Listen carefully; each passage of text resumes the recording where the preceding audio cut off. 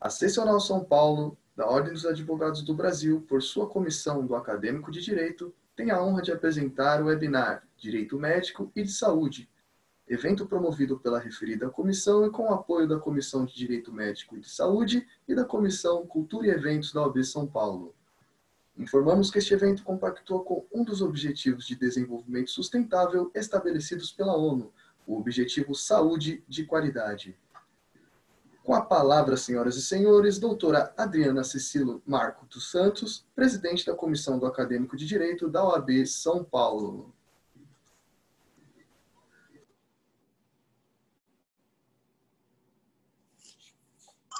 Microfone. Desculpem. Olá, boa noite a todas e a todos. Sejam muito bem-vindos a mais um evento da Comissão do Acadêmico de Direito da OAB de São Paulo. É um prazer receber tantos alunos, tantos colegas de todos os lugares do nosso país. Nós temos aqui hoje colegas do Paraná, do Rio de Janeiro, de Minas Gerais, de Roraima, da Paraíba, de Pernambuco, do Rio Grande do Sul, de Goiás, de Santa Catarina e outros tantos estados. Quero dizer, em nome do nosso presidente, Dr. Caio Augusto Silva dos Santos, que nos permite realizar esse trabalho, que nós preparamos com tanto carinho, com tanta dedicação para cada um de vocês, que é uma alegria recebê-los aqui, na nossa casa, na OAB de São Paulo. E quero também, de pronto, cumprimentar as nossas expositoras que estão aqui e irão contribuir com certeza com a história de cada um de vocês, trazendo informações importantes sobre esse tema tão necessário, sobre essa questão que precisa ser falada e precisa ser conhecida, porque, enfim, é uma área que demanda profissionais muito bem qualificados. Então, agradeço muito a presença da doutora Fernanda, que será a nossa expositora. Agradeço também imensamente a presença da doutora Andréia Ferreira, que é a vice-presidente da Comissão de Direito Médico e da Saúde da nossa OAB de São Paulo. Também, nesta ocasião, agradeço à presidente, doutora Juliana, que infelizmente não pôde estar conosco, mas que em breve nós poderemos estar juntas em uma outra oportunidade.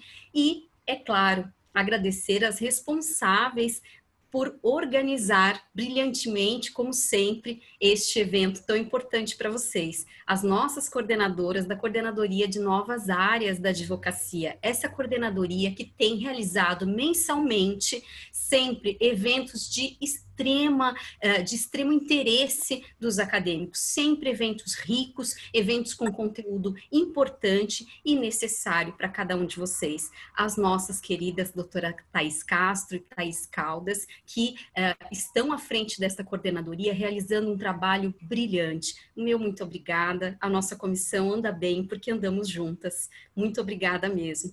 E agradeço também, por último, mas não menos importante, representando a todos vocês, acadêmicos e acadêmicas de direito, nós temos aqui a nossa querida Shirley Matos Garcia, uma acadêmica de direito que irá fazer a mediação deste evento. Shirley, muito obrigada, com certeza os acadêmicos se sentirão representados por você.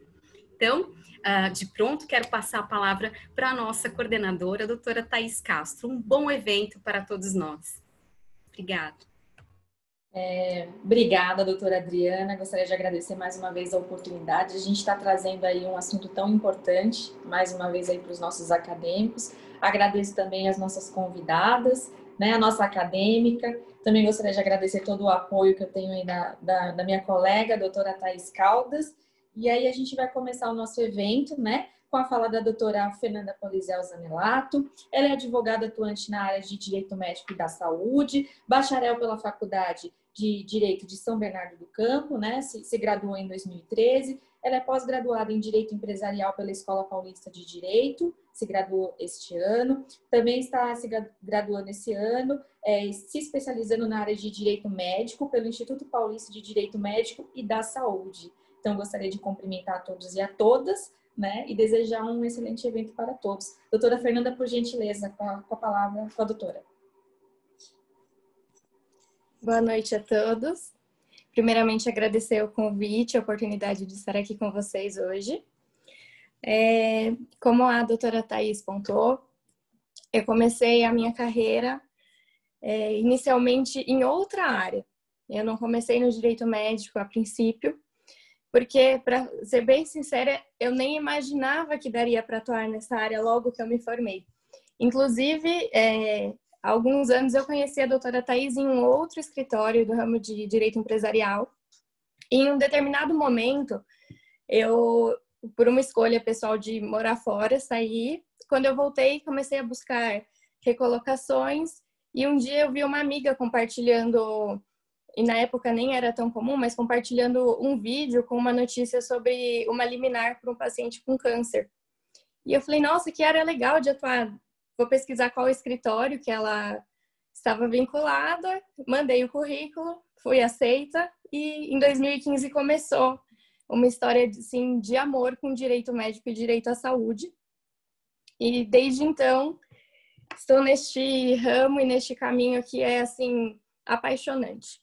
Muita gente fala que o direito médico que escolhe a gente, e eu acho que tem um pouquinho de verdade, assim, porque surgiu na minha vida de uma forma inesperada, mas graças a ele eu encontrei realização pessoal no meu trabalho.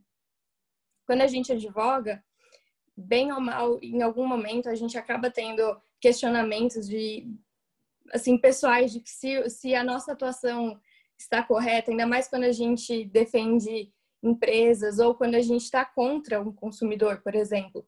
E estando nessa área, é uma advocacia plena, posso garantir, assim, quando a gente está defendendo pacientes, principalmente em ações contra plano de saúde, porque você encontra uma realização enorme nisso. Você vibra com o seu cliente, você está junto com a família, a dor da família vira a sua dor e qualquer liminar, qualquer decisão favorável é uma alegria para todos. Basicamente, é uma área muito ampla e é uma área que permite uma atuação não só para pacientes ou só para médicos. O nome direito médico é restrito, porém a atuação pode também ser estendida para dentistas, outros profissionais de saúde, quando a gente pensa numa defesa ético-profissional. Tem a questão de defender os pacientes nas ações contra plano de saúde. Também podemos defender pacientes em ações contra médicos. E, eventualmente, até trabalhar em grandes escritórios e defendendo os planos de saúde ou as empresas. Enfim, é uma área ampla e apaixonante mesmo.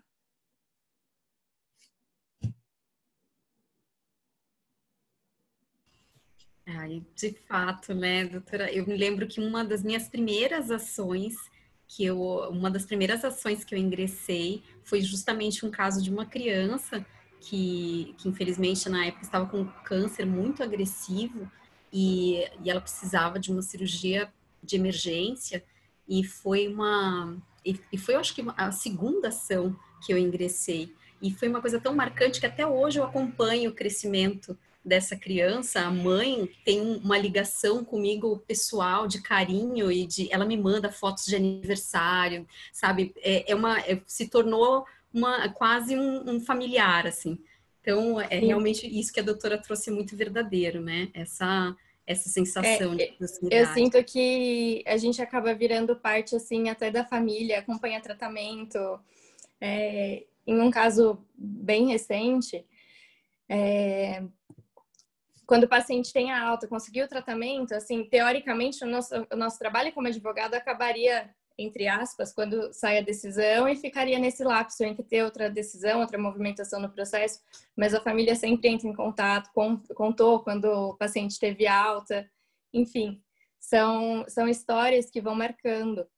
Uma das primeiras ações que eu fiz, isso lá em 2015, era uma menina bastante jovem que descobriu um tumor de mama e precisava do tratamento. E entre ingressar com a ação e sair a liminar e sair a sentença, eu conversava assim quase semanalmente com a mãe dela. Isso me marcou demais porque eu pude acompanhar, sabe, todo esse lado emocional da mãe, ou às vezes que ela até chorou no telefone de preocupação e depois quando tudo deu certo, até esse momento de realização mesmo.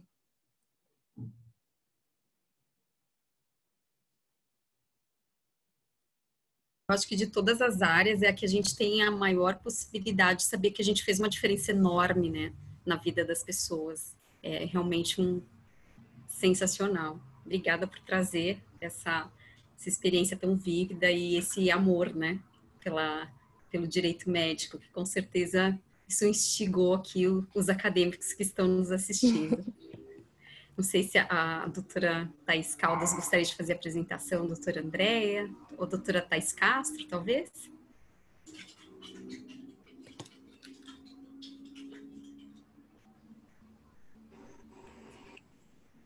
Eu gostaria de apresentar agora a doutora Andréia Ferreira dos Santos, ela é nossa vice-presidente da Comissão de Direito Médico da OAB, né? Agradecer pela presença e passar a palavra para ela. Muito obrigada, doutora.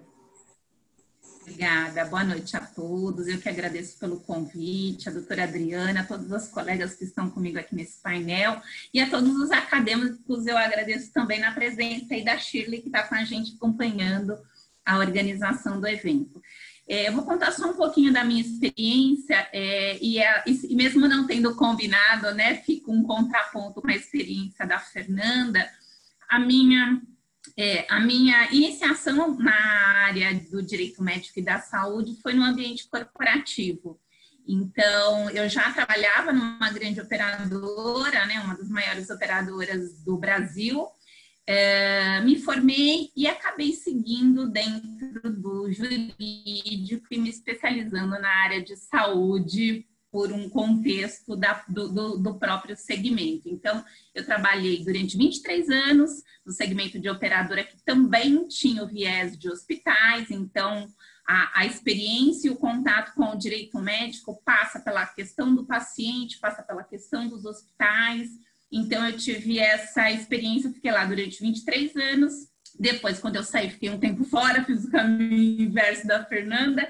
Aí saí, fiquei um tempo fora, retornei, sigo como executiva na área da saúde e com uma consultoria também especializada na área de saúde.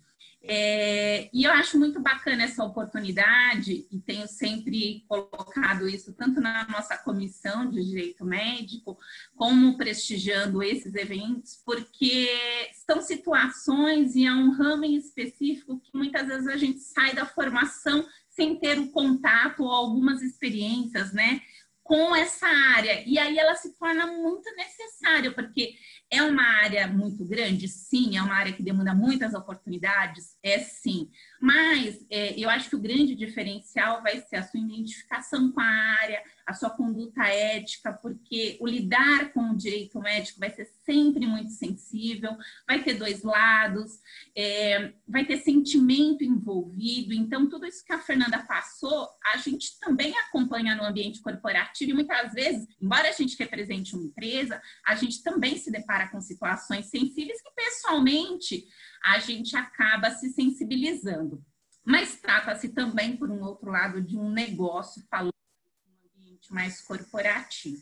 A minha especialização depois em Direito Médico, eu fiz na Universidade de Coimbra, e você vê um cenário bem diferente. Então, é muito interessante porque a gente acaba lidando com algumas situações em que você lida com inseguranças jurídicas, né? O que infelizmente é um cenário que a gente vive aqui no Brasil. O que eu queria contextualizar um pouquinho para vocês falando de direito médico? O direito médico vai ser basicamente aquele direito que vai reger todas as relações de direitos e obrigações entre os participantes. Então, a gente vai ter médico, a gente vai ter hospital, a gente vai ter indústria farmacêutica, a gente vai ter várias oportunidades de segmentos para atuar.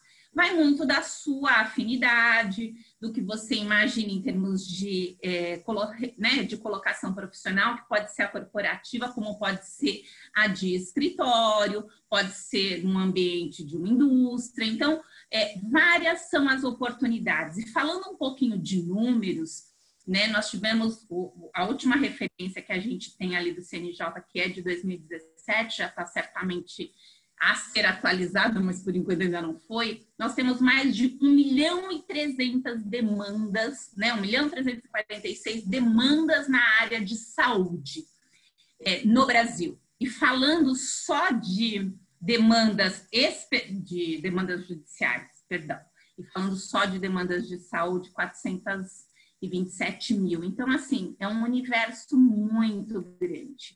É lógico que a gente tem, como em todos os segmentos, profissionais com uma atuação muito mais litigante para qualquer discordância, vamos colocar assim. Mas a gente sabe que muitas dessas demandas têm uma fundamentação, têm uma justificativa, normalmente um atendimento médico. Então, falando de oportunidades e de dimensão em termos de processo, é importante um dado que eu acho que é sempre relevante para quem está se formando ter uma ideia do que é esse universo. Não que vá transformar ou aumentar cada vez mais a judicialização. Não é isso, é um movimento justamente contrário. E aí a oportunidade acaba surgindo quando? Quando você faz uma advocacia preventiva, uma advocacia consultiva, né? Às vezes para uma empresa, às vezes para um médico. Hoje, os médicos também são participantes dessa cadeia. Muitas vezes eles precisam de orientação, de como eles podem formular um termo de consentimento informado, que é aquele documento que quando a gente vai no médico, faz uma cirurgia, o médico diz pra gente, olha, você assina aqui, e às vezes a gente nem lê, e às vezes a gente tem uma expectativa de resultado, enfim. São oportunidades dentro da advocacia, dentro do direito médico, que são muito bem-vindas e podem ser aprofundadas. A questão de judicialização. Quando você esgota, digo assim, todas essas oportunidades, talvez você acabe desencadeando na judicialização. Mas existem essas outras oportunidades também. E quando eu falo de erro médico, eu também falo de um cenário daquele profissional que muitas vezes não tem essa orientação preventiva e ele acaba deixando de tomar algumas cautelas e alguns cuidados que, se ele tivesse uma assessoria e um auxílio, ele poderia evitar, porque ele acaba tendo demandas também contra ele, que são aí os chamados processos de erro médico, que podem ter, né, como fundamento condutas de imprudência, negligência ou imperícia, e que também é uma oportunidade de defendê-los, é claro, se eles precisarem, a gente está aqui para isso, e de orientá-los preventivamente de como conduzir. Olha, doutor, o senhor tem que preencher o prontuário direitinho, o senhor tem que explicar direitinho para o cliente os efeitos, as consequências. Então, são informações bem bacanas que eu acho que contribuem para que vocês que estão se formando, né, para o universo maior aí dos nossos convidados, tenham essa noção. Aí, falando um pouquinho do que foi a minha experiência no ambiente corporativo, hoje a gente tem no Brasil a saúde pública e a saúde privada. Então, a gente tem a pública, que a gente está vendo aí, que é o SUS, e a gente tem a privada, que a gente também está vendo aí, que são a das operadoras. Então, de 210 milhões de brasileiros que a gente tem, somente 1/3 dessa população tem hoje acesso à saúde privada, né? Então, são 47 milhões, e diante dessa situação que a gente está vivendo de pandemia, a gente sabe que a maioria das pessoas que tem plano de saúde, elas acabam tendo plano de saúde por conta da reação do emprego. Muitos estão perdendo o emprego e a gente está tendo uma diminuição aí no volume de beneficiários na saúde privada.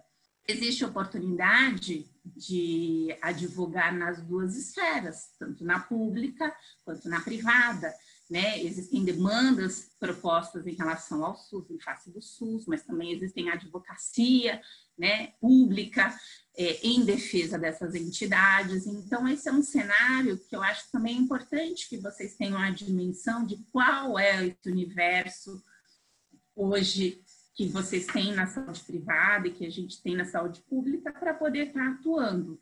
E algumas habilidades que eu sempre recomendo, né? Eu acho que a gente sempre tem que ter uma conduta muito ética, a gente tem que ter uma boa comunicação quando dessas conversas com os nossos clientes, porque eles também têm uma expectativa. Ah, foi a doutora que falou que ia ser assim, assim, a doutora disse que eu ia ter a liminar. Então, assim, a comunicação é sempre uma recomendação, porque a decisão não é nossa, nós somos os interlocutores, né? Os intermediadores entre o cliente e o judiciário. Então, essas são algumas das habilidades que eu sempre falo. Essa questão do conhecimento jurídico é importante, mas a gente também tem que passar um pouquinho até essa especialização, que hoje a gente tem várias instituições renomadas que ajudam a ter essa visão que a faculdade não dá para a gente e que a gente vai precisar na prática para atuar numa área de saúde. Então, o conhecimento jurídico aliado com o conhecimento da saúde vai fazer a diferença para a gente. Conhecer os limites da lei, no caso da saúde privada, conhecer os limites da regulação, que infelizmente a gente tem uma saúde privada extremamente regulada. Então, são pontos que eu acho que ficam como sugestões para vocês em relação a esse nosso desafio, que, como disse a Fernanda, é apaixonante. A gente a cada dia aprende mais, com cada caso a gente aprende. O cliente muda, o médico muda, as instituições mudam, tudo isso está em mudança. A gente está vivendo um cenário hoje completamente diferente. Então, tudo isso faz essa diferença. Essas são as minhas contribuições. Espero, de alguma forma, poder ajudá-las e fico depois à disposição para as perguntas. Muito obrigada, doutora Andréia. Foi extremamente gratificante, né, escutar a sua fala logo depois da nossa colega doutora Fernanda, né? Gostaria de passar novamente a palavra para a doutora Fernanda para tecer alguns comentários, né, com base no que a colega acabou de nos trazer também, e posteriormente a gente vai abrir para perguntas dos acadêmicos. Então, em complemento ao que a doutora Andréia falou, essa questão de adquirir conhecimentos que a gente não adquiriu apenas na faculdade, porque a faculdade ensina muita teoria e nem sempre ela aborda todos esses temas. A área realmente tem muitas regulamentações externas. Quando você vai atuar em prol de médicos, precisa saber resoluções do Conselho Federal de Medicina, tem toda uma legislação própria que precisa ser estudada. E um outro ponto aqui, já aproveitando para responder uma das perguntas que apareceu, qual seria a dica fundamental para alguém que começou, que se recém pós-graduou no Direito Médico ou da Saúde? A primeira coisa é não parar de estudar. E a segunda coisa é buscar esse conhecimento de formas não só dentro de escolas de direito, mas também dentro de hospitais. Às vezes a gente nem sabe, mas, por exemplo, os grandes hospitais aqui de São Paulo têm cursos de pós-graduação, especialização, alguns até têm MBAs que são voltados também para os profissionais que atuam na defesa médica, tem cursos de gestão de clínicas, tem várias outras coisas que acabam nos ajudando como profissionais nessa atuação, porque saindo da faculdade, a gente não entende todos esses ramos, a gente não conseguiria, por exemplo, auxiliar um médico logo no começo nessa questão de uma gestão de clínica, por exemplo. Um outro ponto que eu acho muito importante é manter essa atualização também na leitura das doutrinas especializadas. Tenho, assim, que eu posso destacar aqui de cabeça, tem uma doutrina maravilhosa de direito médico do Dr. Genival Veloso de França, tem um livro sobre testamento vital, da doutora Luciana Dadalto. Então, assim, entender que estando nessa área, estudar vai ser fundamental e tem que sempre ir além do básico do direito. Que mais que eu gostaria de pontuar aqui em complementação à doutora Andréia? Eu acredito que é uma área, assim, que se você souber direcionar, nichar, você sempre vai ter uma oportunidade. Nós temos milhões de médicos, temos milhões de pacientes, tanto da saúde pública quanto da saúde privada, diversas instituições hospitalares, tem os planos de saúde, então é uma área em crescimento, é uma área que tem muito espaço para quem quiser atuar. É uma questão, assim, de se identificar com o nicho que mais agrada ou o nicho que melhor se identificar e se especializar mesmo, porque é uma área em crescimento, é uma área com espaço para muita gente ainda.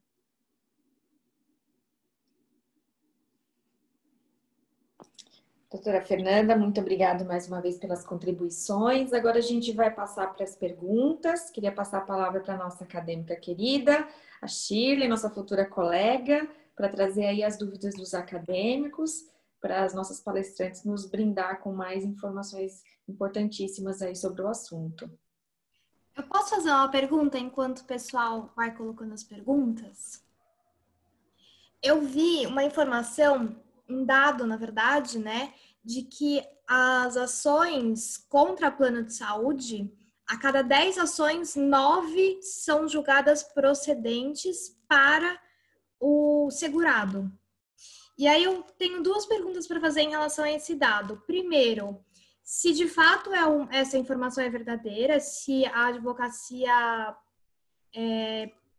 de direito de saúde ela é rentável e se de fato existe uma abusividade dos planos de saúde em, enfim, limitar o rol da ANS, se de fato existe uma abusividade por parte do plano de saúde que se pode explorar isso numa ação judicial.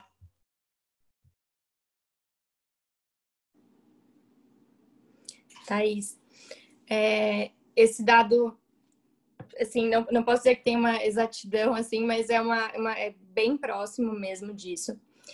Eu sinto uma mudança nos tribunais, assim, nos últimos 5 anos, desde que eu comecei, que há 5 anos era muito mais aberta essa questão, tanto da liminar quanto da procedência, e agora os tribunais têm se refinado um pouco. Já não é mais tão simples, assim, entrou, conseguiu eliminar, principalmente quando a gente fala das ações de reajuste de plano de saúde. Quando são ações de tratamento e, enfim, ações de home care, ações de negativa de medicamento, essas liminares são, sim, deferidas com mais facilidade, porque os juízes colocam acima de questões financeiras do plano e tudo mais, a questão da dignidade daquele beneficiário do plano, da preservação da vida. Porém, ao longo do processo, agora, cada vez mais, isso precisa ser bem comprovado. Por exemplo, numa ação de home care, você consegue uma liminar facilmente com um relatório médico, porém, o juiz vai pedir uma perícia e só vai ser procedente se confirmar com o perito que que esse home care realmente é necessário.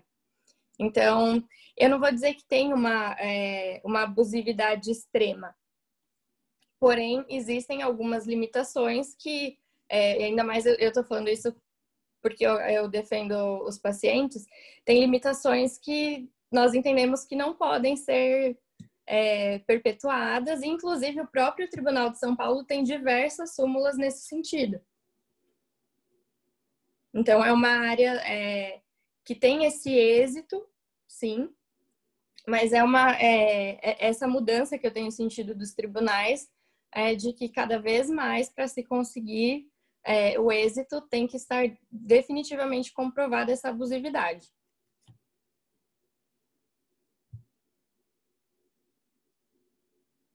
Não sei se a doutora Andréa gostaria de complementar também. Posso fazer um contraponto também. Olha só, Thaís, na verdade, essa é uma informação que a gente ouve muito, mas que na prática, assim, a gente infelizmente carece de, digamos, assimetria de informação ou de informação, vamos dizer assim, em relação ao próprio tribunal.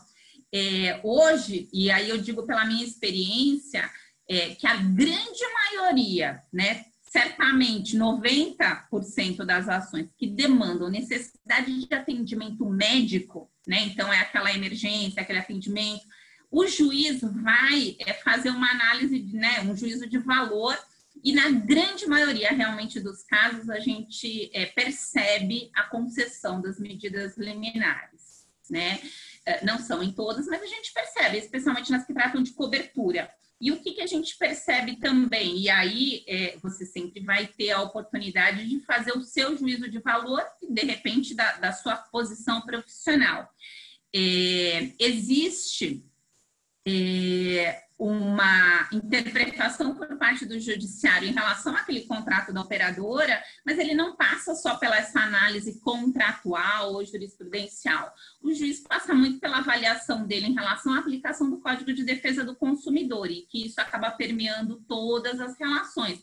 Então, independente do lado em que você esteja, é importante que você saiba que existem essas possibilidades de argumentação e de fundamentação. Então, o juiz fundamenta sobre esses aspectos que são legais, sim. Ele interpreta pelo Código de Defesa do Consumidor, ele muitas vezes, e nós já fizemos vários eventos, e eu já tive a oportunidade de participar com vários desembargadores e ministros, em que eles dizem, eu não vou ficar com essa preocupação ou vou dormir com esse peso na minha consciência. Então, vou conceder e a senhora recorre, né? A parte contrária recorre. Então, existe esse cenário. Por outro lado, se você avalia quem faz a prestação desse serviço, ela fica numa situação também de insegurança, porque ela fica sem saber quais são os limites. Porque existem limites na pública e existem limites na privada. Mas qual é esse limite? E aí não estou fazendo nenhum juízo de valor se sim ou se não.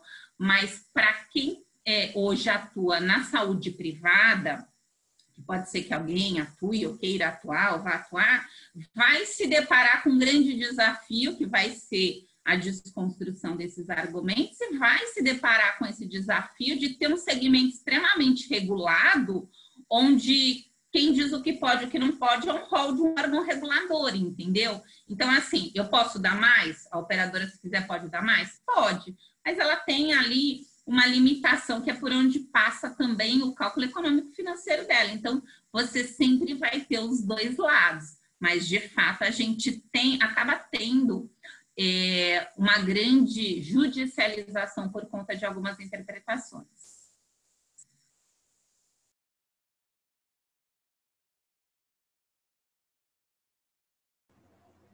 Obrigada, doutora Andréia. Agora, Shirley, eu vi que a gente tem algumas perguntas no Q&A, se você já quiser fazer. Boa noite a todos. Primeiramente, antes de fazer as perguntas, que eu tenho várias, e também o Q&A está bem abarrotado de perguntas, eu gostaria de agradecer primeiramente a Comissão do Acadêmico de Direito, na pessoa da doutora Adriana Cecílio, pela oportunidade, né, que nos dá, sempre nos incentivando, paciente também conosco, e agradecer todos os inscritos, todos os colegas, os professores que estão presentes aí assistindo essa webinar. E para começar, tem um assunto bem interessante com relação à telemedicina, que eu acredito que seja um momento, principalmente agora, na pandemia, que vem crescendo o atendimento em telemedicina. E eu gostaria de saber das doutoras qual tem sido o suporte jurídico que tem sido feito com relação a essa questão da telemedicina, porque principalmente sobre o sigilo, sobre a coleta de dados, né, que é importante ficar atento nesse momento, porque às vezes o paciente não vai querer ser filmado, não vai querer, né, ter seus dados compartilhados, e como tem sido esse suporte aos profissionais da saúde, qual tem sido o suporte jurídico?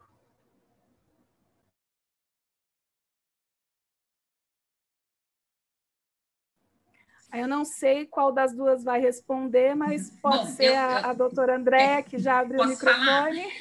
O que eu posso dizer para você em relação a isso, a Shirley e ao acadêmico que endereçou essa pergunta?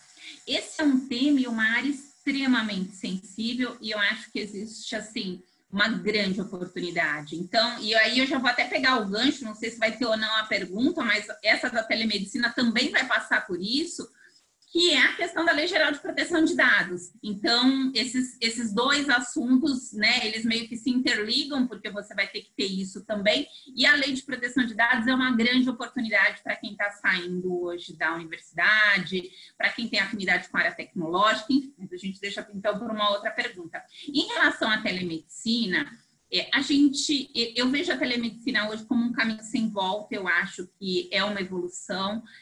A gente tem uma série de fatores que justificam essa necessidade. seja a questão do... Veja bem, hoje a telemedicina está regulamentada, porque tinha ali uma resolução do Conselho, que passou por uma série de resistências e ainda está numa grande discussão, mas hoje a gente tem ela em vigor por conta de um decreto que vigorará, está vigendo por conta da pandemia. Então, justamente por conta das pessoas não terem que se deslocar aos hospitais, várias operadoras, e na verdade até já existe divulgação no mercado de que várias empresas de telefonia formalizaram parcerias com entidades médicas para formalizar isso. O médico que tem por trás uma estrutura hospitalar, uma estrutura de credenciamento com uma operadora, ele certamente já está sendo orientado em relação a isso. Quais devem ser as condutas, quais devem ser os termos de consentimento, se ele concorda, porque a imagem ela vai ter que existir, como é que isso vai acontecer, se ele vai dar o de acordo, se ele vai dar o aceite, como é que esse sistema de guarda dessas informações vai acontecer. Então, tudo isso vai passar por essa adequação. O médico de consultório, eu acho que esse talvez ainda precisa ultrapassar a fase da evolução da tecnologia, vamos dizer assim, porque ele ainda tem muito aquela coisa do atendimento pessoal, né? E especialmente falando de gerações um pouco mais, né, que viviam mais essa coisa do médico, porque a gente gosta de conversar com o médico pessoalmente, né? Então, tem que conversar com o médico por telefone ou fazer tudo agora por vídeo, virou uma realidade, virou um novo normal, né? Então, esse médico, eu acho que ele ainda vai precisar de uma assessoria. E eu acho que essa é uma oportunidade de mercado também. Ele vai precisar ser orientado como fazer isso, ter um sistema para fazer isso, se resguardar em relação a esses dados que pela LGPD são considerados dados sensíveis, né? Informações de saúde. Então, é uma área que a gente vai ter grandes oportunidades, inclusive no aspecto preventivo, né? Que foi aquele ponto inicial que eu coloquei, de orientar, de auxiliá-lo a se adaptar a essa nova realidade. Mas eu acho que, assim, nós temos discutido muito isso em termos de próximos passos na Comissão de Direito Médico, porque é um tema que a gente precisa apoiar para que a gente avance e não mais retroceda. Pegando o gancho da tua... desculpa, doutora Fernanda, quer falar? Quer complementar? Eu queria fazer uma pequena complementação. Pode falar. Isso que a doutora Andréia falou, tem realmente essa resistência dos médicos quando eles têm o consultório próprio, a toda essa adequação, até por uma questão de receio quanto a dos dados, de como estar adequado à LGPD. Então, eu acho realmente uma complementação, o que a gente precisa avançar, da mesma forma que a pandemia avançou vários pontos do direito, da forma como a gente consegue interagir agora com os tribunais até de uma forma mais eficaz, tem que se buscar esse avanço também na atuação na telemedicina. E garantindo o suporte, dando todo o suporte no critério de prevenção, de estrutura e, enfim, de treinamento para esses médicos que não tiveram toda essa oportunidade, como os que já estão vinculados a hospitais ou a instituições que tiveram e já estão vivenciando isso. É isso. Muito obrigada pela resposta. Só pegando um gancho na resposta das doutoras, eu queria fazer também uma pergunta referente ao direito médico preventivo, também dentro dessa questão da pandemia, sobre também a necessidade de protocolos, de cartilhas sobre a telemedicina e de que forma o advogado ele pode se engajar na criação desses institutos aí para os consultórios, até para o próprio SUS, né? Porque provavelmente vai iniciar um processo de telemedicina também, mas principalmente agora no momento dos consultórios de psicologia, fonoaudiologia, tem tido essa necessidade de atendimento à distância e qual é a forma do advogado se engajar na construção dessas documentações preventivas, né, dos procedimentos, dos protocolos, das cartilhas. Como que é esse engajamento? Ele vai atrás, ele se intera no Conselho Regional de Medicina? Como que acontece essas interações do jurídico com os profissionais da saúde? Na verdade, assim, atuando nessa área, principalmente no preventivo, e não só na questão dos médicos, mas também esses outros profissionais da saúde, tem sempre que estar atento às resoluções que esses conselhos acabam expedindo com certa regularidade. Então, com base nelas, é que é possível elaborar um plano de ação, vamos dizer assim, e esse plano de ação e prevenção que é passado aos médicos. Então, observando as normativas próprias, da mesma forma que nós temos um código de ética, por exemplo, eles também têm os códigos. Então, existem limitações quanto à publicidade, limitações quanto a sigilo. Então, é uma questão quase assim, basicamente, de observar o que é permitido, o que é proibido, e transformar nas orientações que são passadas. Vou complementar ainda, Fernanda. Você colocou muito bem, Shirley, eu acho que essa pergunta também é muito bem-vinda, no sentido de que hoje a gente está falando da telemedicina para médico, mas a gente tem essa figura também em outras especialidades. A gente hoje já tem a discussão disso com o radiologista, a gente pode ter isso com outros profissionais. Quando a gente fala de saúde, às vezes a gente se refere muito a médico, mas a gente tem a figura das enfermeiras, a gente tem a figura dos profissionais de radiologia. Então, são vários os profissionais dentro de uma instituição que passam por isso, que passam por que certamente acompanharão essa evolução, né? E aí, a boa ou a má notícia é a seguinte: tudo isso a gente não aprende na faculdade, então é uma complementação de ensino e a gente não acaba de estudar quando acaba a faculdade, a gente tem que continuar estudando. E isso passa pelo que a Fernanda falou, que é a questão de você buscar uma atualização muito mais técnica nos conselhos, né, nas entidades. Então, como é que essa figura para o médico, para o enfermeiro, para outros profissionais? Você vai ter que fazer essa pesquisa, você vai ter que se aprofundar nesse estudo. E na verdade, construir. E aí, uma dica que eu acho que sempre é bacana, e a gente tem vários materiais, tanto de telemedicina como de LGPD, disponíveis na internet, gratuitos. Eu acho que vale sempre a pena você fazer essa leitura. Mas eu sempre faço o seguinte exercício, que também é algo que é válido. Quais seriam as suas dúvidas? Quais seriam as suas perguntas? O que você gostaria de saber? Você gostaria, doutor, olha só, eu quero saber se os meus dados vão ser gravados, como vai ser gravado. Então, assim, eu acho que você consegue construir talvez algo um pouco mais personalizado, falando de atuação preventiva. Você pode fazer essa pesquisa em termos de mercado, em termos de em termos de legislação, mas eu acho que também passa um pouco por você estar porque você também é paciente.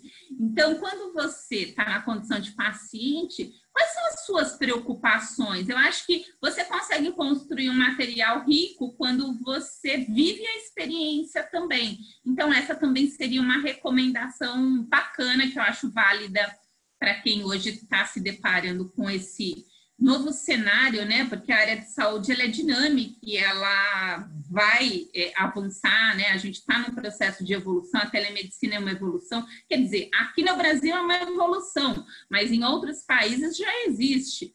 Mas a gente está sempre precisando que aconteça alguma coisa que nos desperte a fazer essa mudança rapidamente.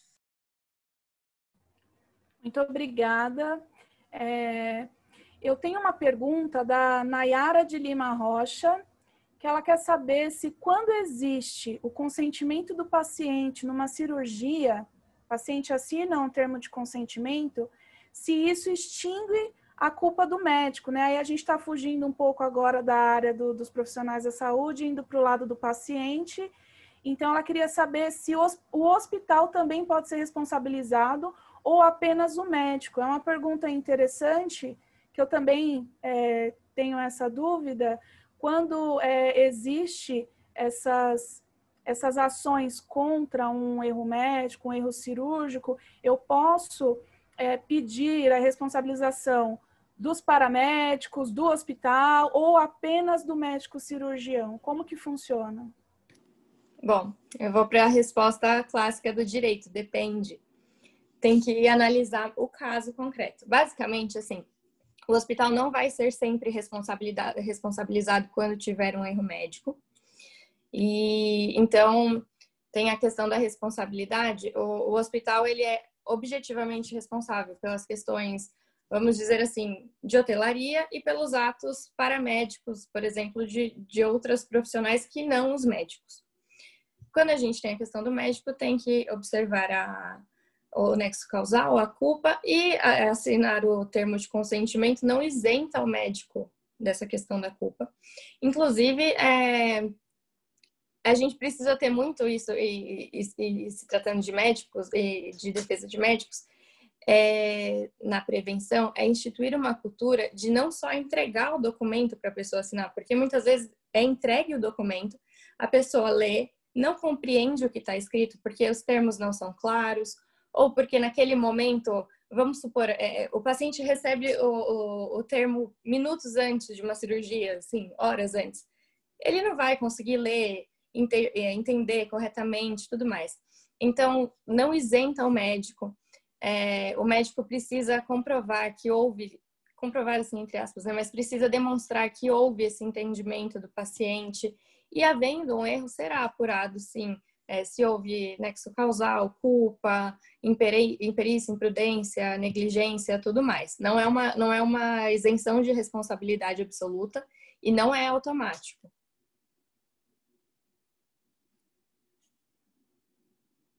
Obrigada, doutora Fernanda. Dentro desse assunto ainda, eu tenho outra pergunta, porque nós entendemos que existem, né, as questões administrativas dos erros e existem também as questões criminais, né? Então, o profissional do direito médico, ele tem que também estar inteirado nessa parte da questão da culpa e outras questões. E aí, dentro desse assunto, eu gostaria de saber qual a possibilidade, né, das punições para os médicos com relação a esses erros. E quais são os tipos de punições que existem? Tá. Na esfera civil, basicamente é a questão de uma indenização por esse erro. Quando a gente pensa na esfera penal, a depender da culpa e da gravidade do ato, e também se for algum ato que é tipificado como um crime próprio do médico ou eventualmente homicídio, alguma coisa assim, ele também responde penalmente perante o Estado. E tem a parte da responsabilidade ético-profissional perante o Conselho.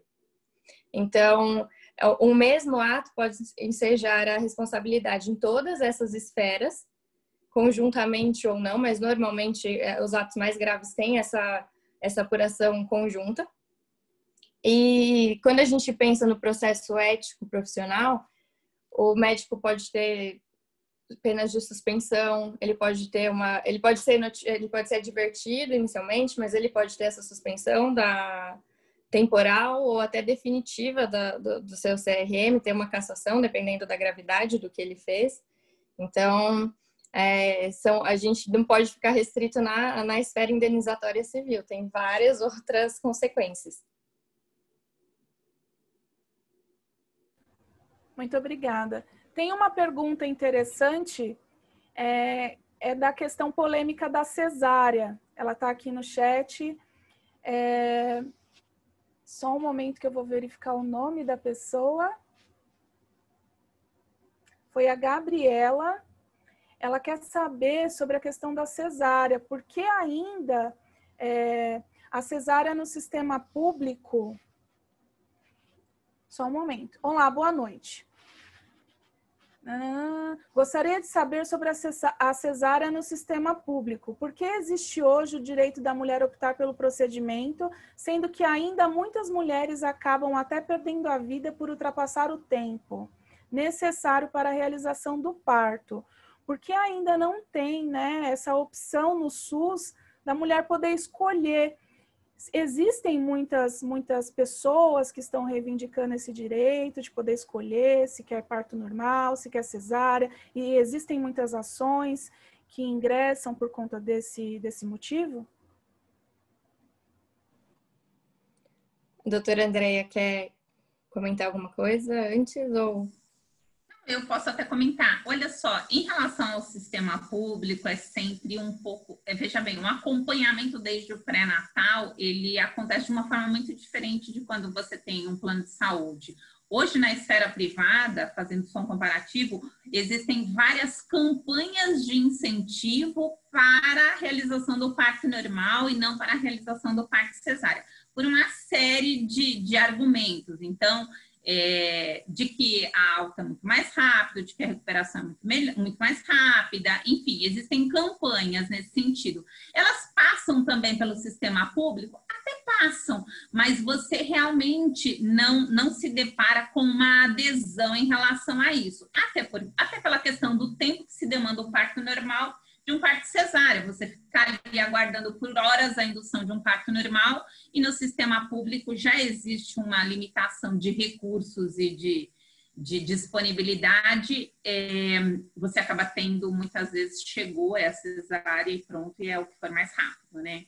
Então, na saúde pública, ainda que tenha, ela ainda não existe uma aderência ou um processo muito formalizado no sentido de ter políticas no sentido de que essas pacientes possam fazer essa escolha. No sistema privado já existe isso, existem inclusive campanhas pela agência reguladora para aquelas operadoras que conseguem, junto com os seus beneficiários, disseminar uma política de parto normal, né? Além da recuperação ser melhor, a chance da recuperação da mãe, do bebê, acabam sendo muito mais rápidas. Então, a princípio, essas seriam as minhas considerações em relação à questão do parto. Eu aqui, em complementação, eu não diria que a mulher não tem o direito de escolher, assim, ela tem, mas quando a gente pensa justamente no que ela falou, quando é no privado você pode escolher seu médico, pode escolher a maternidade e tudo mais. Quando está no sistema público, isso é muito mais limitado.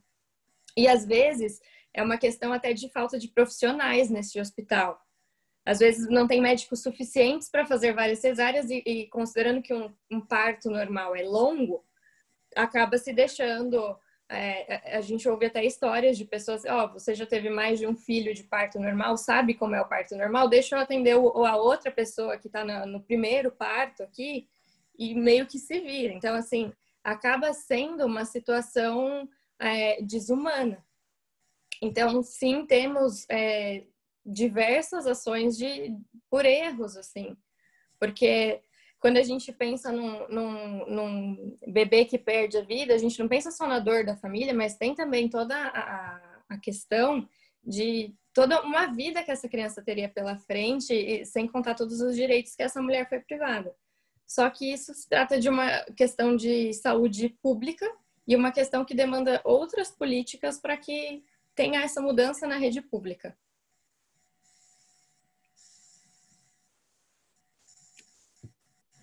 Muito obrigada.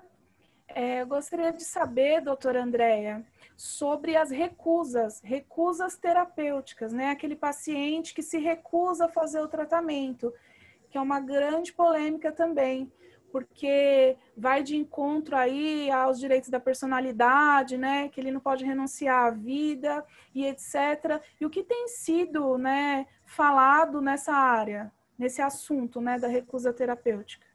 A gente sempre vai se deparar diante de situações difíceis, né? E aí, eu não sei exatamente qual seria a questão do tratamento, mas em ambiente hospitalar, a gente muitas vezes se deparava com uma questão, não é que seja, também passa pela recusa de tratamento, que são questões que passam por uma questão de religiosidade, que é a questão de muitas vezes a necessidade de uma transfusão de sangue para salvar uma vida. Então, falando de hospitais, né, imaginando o cenário de hospitais, eu já precisei, né, nós já tivemos várias demandas em que o médico, o que prevalece é a decisão, se o médico entender que existe um risco de vida e que existe a necessidade, ele, nessa hipótese da transfusão, ele vai buscar, a gente sempre recomendava a busca de uma ordem judicial que o respaldasse em relação à realização desse procedimento.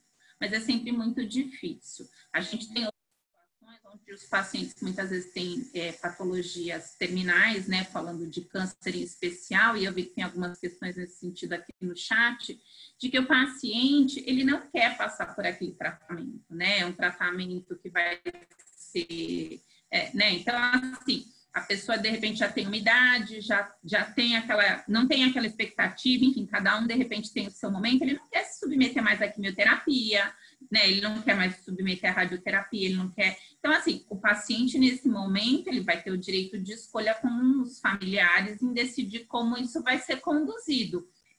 Só haverá uma demanda nesse caso, falando da recusa de um tratamento, por exemplo, oncológico, se alguém, né, se um terceiro entender que seria o caso de judicializar. Caso contrário, a opinião do paciente é que prevalece, como hoje se discute a questão de tratamentos paliativos, né? E em outros países a gente tem a discussão do paciente decidir se ele quer ou não continuar com aquele tratamento, né? Evoluir para uma eutanásia, enfim, várias outras figuras que existem na medicina, onde o paciente decide o que ele efetivamente quer. A gente tem alguns cenários? Tem. Talvez esses que eu coloquei sejam alguns exemplos, mas eu acho que a gente ainda não tem aqui no Brasil uma maturidade, assim, a gente ainda não chegou numa evolução para que a gente tenha uma resposta pronta para todos os casos. É sempre uma situação muito delicada em se tratando de saúde. Só para complementar essa pergunta, mas como profissional da saúde, por exemplo, o médico, ele se resguarda desse paciente que não quer, por exemplo, fazer uma quimioterapia.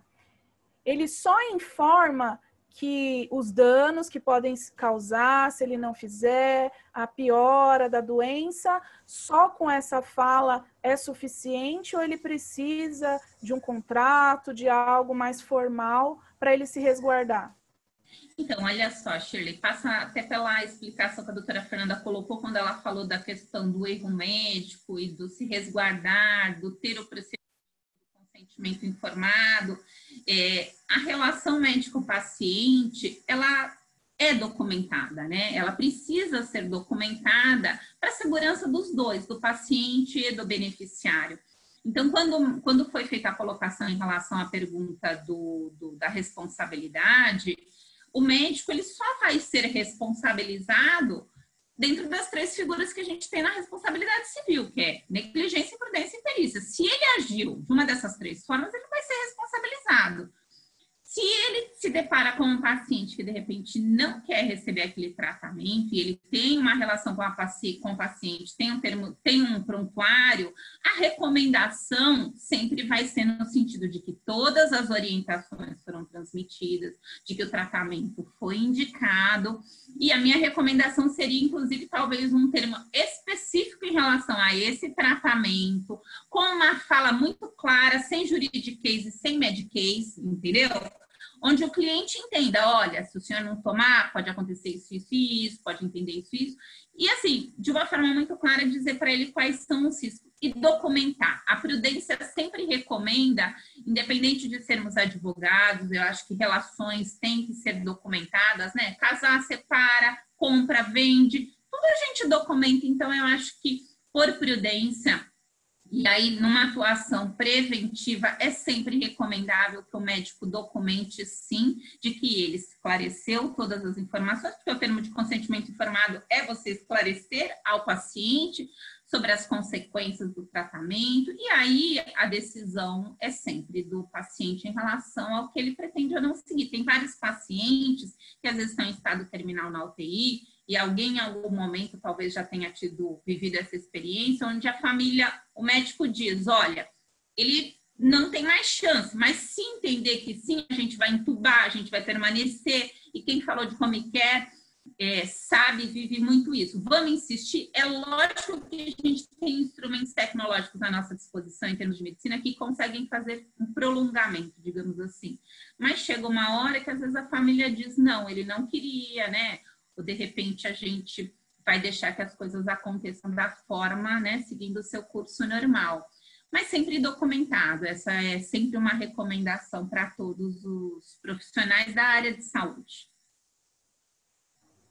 Muito obrigada, doutora Andréia.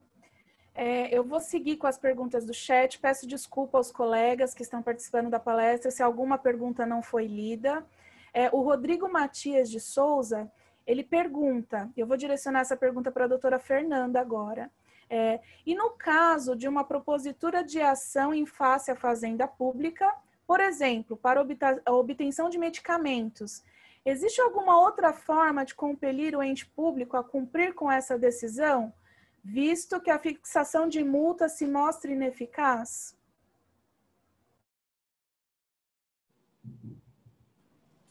Rodrigo, eu acho que um ponto, antes da gente pensar, né, de como fazer, como dar o cumprimento, é entender que uma ação de medicamento contra o ente público é diferente, porque quando o juiz vai avaliar, ele vai avaliar o todo. Ele não está avaliando especificamente aquela pessoa contra o plano, né? Aquela questão que a doutora Andréia levantou, só da questão de que o juiz fala tem a necessidade, não tem a necessidade, porque quando é uma decisão contra o ente público, quando vamos supor, um medicamento de alto custo, ele está tirando também de outras pessoas, vamos dizer assim, para que essa pessoa tenha acesso a esse medicamento. Então, algumas decisões até avaliam o poder aquisitivo dessa pessoa de obter esse medicamento de uma forma no particular ou, enfim, de outras formas, do que imediatamente compelir o ente público a ter um gasto dessa forma. Habitualmente não tem muito o que fazer além da multa, né? Não acaba ficando de mãos atadas. Mas eu vejo, principalmente nessa questão de medicamentos de alto custo, que não tem muito, assim. Às vezes os juízes, na liminar, dão penas por descumprimentos, como pena de prisão ou pena de uma eventual desobediência, mas não é tão eficaz assim. Não sei se eu consegui sanar a sua dúvida ou se a doutora Andréia quer complementar. Enfim, na verdade eu estou considerando que existe uma resistência no cumprimento. Não sei se é exatamente esse o ponto do Rodrigo. Assim, me causa até surpresa, porque a gente sabe que existem muitas demandas em relação a medicamentos contra a fazenda pública. Agora, em termos de descumprimento, não sei, de repente, o caso concreto, qual medicamento. Um outro ponto também interessante em relação a isso é que muitas das medicações, e eu já me deparei isso, porque na privada você também tem ações discutindo medicamentos sem registro, experimental, off-label, enfim. No caso da saúde pública, eu já tive a oportunidade de ver uma apresentação na época do secretário da Saúde, quando era secretário da Saúde, Davi Wipf, sobre a disponibilização de vários quimioterápicos, né? Eu não sei se esse seria ou não um caso de quimioterápico. E aí me causou até surpresa, porque muitos pacientes às vezes procuram ou judicializam e existe a disponibilização disso também na rede pública.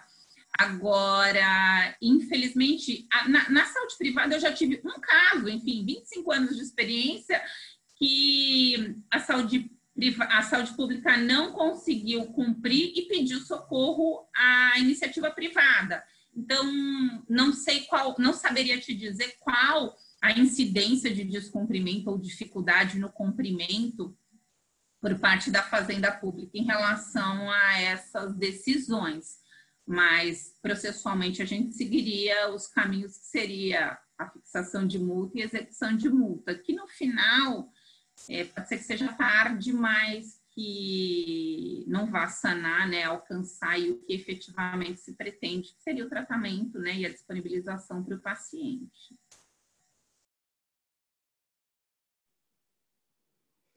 Posso complementar aqui um ponto rapidinho?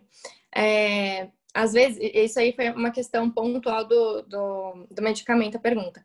Mas algumas vezes, isso até tendo contato com os médicos e tudo mais, às vezes não tem o cumprimento, o Estado não dá o cumprimento imediato a alguma decisão liminar, vamos supor em caso de internação ou mudança de hospital, tudo mais, não só por por um descumprimento propriamente dito, mas por falta de vaga. Por exemplo, a gente às vezes não tem essa noção, mas, por exemplo, aqui o governo de São Paulo, ele tem a Secretaria de Saúde, enfim, eles têm uma central toda que tem essa comunicação de onde tem vaga, onde não tem vaga, onde tem o tratamento disponível, onde não tem. Então, às vezes, é uma questão estrutural e não apenas como a doutora Andréa falou, não é só assim, não vou cumprir, não é só isso. Tem toda uma coisa por trás, porque quando a gente pensa, às vezes entra com um processo, está tentando uma liminar e está tentando garantir um tratamento, mas quando a gente vê a situação do médico, ele não pode tirar um outro paciente de um respirador, às vezes, para cumprir essa liminar. Então, às vezes, ele não vai conseguir cumprir imediatamente e, por detrás, lá na Secretaria de Saúde ou os órgãos responsáveis estão tentando dar cumprimento de outra forma. Então, nessa questão do medicamento, assim, é bem pontual, às vezes, o caso que ele falou, mas não é só uma questão desse desinteresse em cumprir. Às vezes, existem outros pontos por trás da questão que demora esse cumprimento. Muito obrigada. Eu não sei se ainda temos tempo para mais perguntas. Como que estamos, doutora Adriana? Acho que nós podemos fazer mais uma pergunta, né? Depois a gente pode se encaminhar para as considerações finais, que a gente já está próximo aí ao limite, né, do nosso horário. Muito obrigada, Shirley. Bom, eu vou fazer então a última pergunta que eu achei muito interessante, vai de encontro também com a curiosidade de muitas pessoas, que é sobre a recusa dos planos de saúde em oferecer determinados tratamentos, principalmente com relação a cirurgias, próteses, e como anda também, né, essa questão das recusas dos planos de saúde, porque geralmente é muito grande essa demanda de pessoas que possuem o plano de saúde, mas quando precisam realizar determinados tratamentos, o plano não cobre. Como que fica o paciente nessa situação?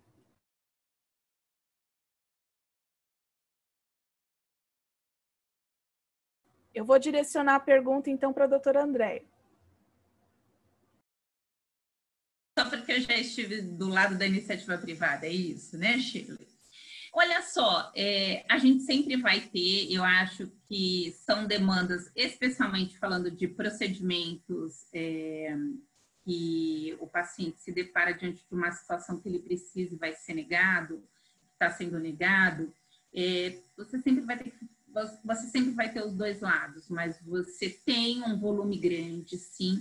Mas é curioso, porque até a própria Agência Nacional de Saúde, ela tem parcerias com o Judiciário, e já houve a apresentação por um dos diretores da Agência Nacional de Saúde, que quando você faz essa análise de universo de beneficiários, né? A gente está falando de 47 milhões de beneficiários da saúde privada, versus universo, né? E aí fazendo a conta pelas 427 mil ações que eu fiz referência em relação às informações do CNJ, o percentual de beneficiários que efetivamente demanda tem uma representatividade pequena. Então, assim, existe muito processo? Existe muita judicialização e todas elas, a grande maioria delas, falando do sistema privado, ela sempre vai passar pela questão daquela cobertura de emergência, daquele atendimento que muitas vezes foi negado porque o local não era credenciado. Essas são as recorrentes que a gente já sabe.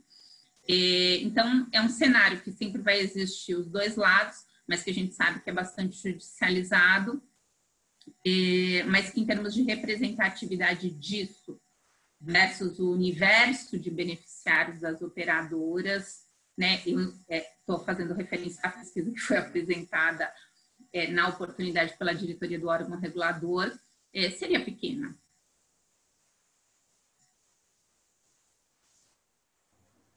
Muito obrigada. Peço desculpas a todos que tiveram suas perguntas no chat e eu não pude ler, né, por causa do tempo, não houve tempo suficiente para todas as perguntas. Esqueci de citar o nome da pessoa que fez essa pergunta sobre a recusa do plano de saúde, que foi a Maria Cristina Ferreira de Carvalho, e eu só complementei. E quero agradecer imensamente essa oportunidade de estar com vocês, porque o direito médico é uma área que me encanta, eu tenho muito interesse, então veio a calhar essa oportunidade desse evento exatamente com esse painel. Muito obrigada.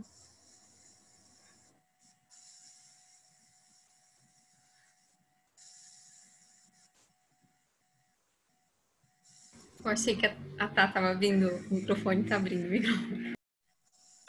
Eu gostaria de agradecer a participação de todos os acadêmicos, das nossas palestrantes, foi enriquecedor. A gente poderia passar aqui muitas horas falando sobre o assunto, é um assunto riquíssimo, né? A gente vai ter outras oportunidades aí, a gente espera ter outras oportunidades, trazê-las novamente, né? Porque é de grande interesse, a gente vê pelo chat aí muitas perguntas surgindo. Eu gostaria que as doutoras deixassem os seus contatos, suas redes sociais, aí para os nossos acadêmicos entrarem em contato, fazerem interações, né, e procurarem mais informações, isso é muito importante. Gostaria de agradecer a participação da Shirley, foi bem enriquecedora também. Gostaria de agradecer a minha colega, minha companheira, Thaís Caldas, doutora Adriana Cecílio, a nossa gratidão por essa oportunidade, né? Mais uma vez a gente está utilizando esse espaço, né? Agradecer à OAB pela oportunidade da gente estar trabalhando em assuntos tão importantes, né? O nosso presidente, doutor Caio, e eu gostaria de passar a palavra para a nossa presidente para finalizar o nosso evento. O nosso muito obrigada.